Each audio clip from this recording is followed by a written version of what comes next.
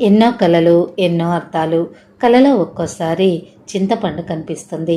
కలలో చింతపండు కనిపించటం మంచికి సంకేతంగా భావించాలి.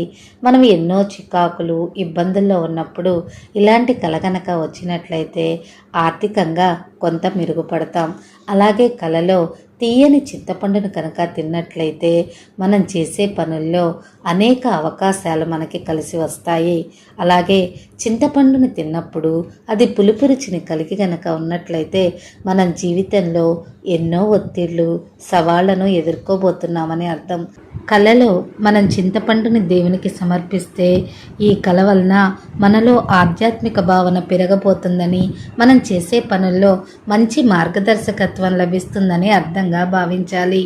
కలలో చింత చెట్టు కనపడితే చికాకులు, ఇబ్బందులు ఎదురవుతాయి. కలలో చింత చెట్టు కనిపిస్తే కొంత అనారోగ్యానికి గురి అయినా త్వరగా కోలుకుంటాం. అలాగే మనలో ఆత్మస్థైర్యం పెరుగుతుంది. ఆర్థికంగా కొంత వృద్ధిలోకి వస్తాము. కలలో చింత చెట్టు మనలో ఆధ్యాత్మిక భావనను పెంచుతుంది. అలాగే ఎప్పటి నుంచో ఉన్న కష్టాలు కూడా తొలగిపోవటానికి సరైన మార్గదర్శకత్వం లభిస్తుంది. కలలో మనం చింతపండుని వేరే వారికి కనుక ఇచ్చినట్లు వస్తే ఈ కల కూడా మంచిదే.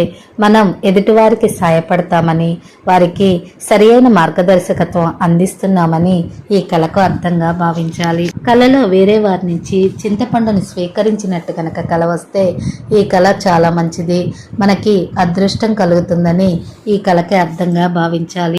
కలలో చింతపండుని పారవేసినట్లు కనుక వస్తే ఈ కల మనల్ని జాగ్రత్తగా ఉండమని హెచ్చరిస్తుంది. మనలో నచ్చని అంశాలను దూరంగా ఉంచాలని, మనలో చెడు ఏదో గుర్తించి దాన్ని దూరం పెట్టాలని ఈ కలకి అర్థంగా భావించాలి. కలలో చింత చెట్టు నుంచి చింతకాయలను గనక కోస్తున్నట్లు వస్తే ఈ కల మన సామర్థ్యాన్ని, కృషిని చూపిస్తుంది.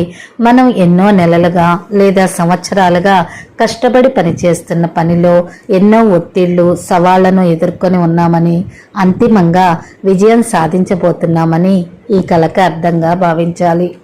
కలలో చింత చెట్టు పడిపోవటం చూస్తే ఈ కల వలన మనకి నష్టాలు ఎదురవుతాయి.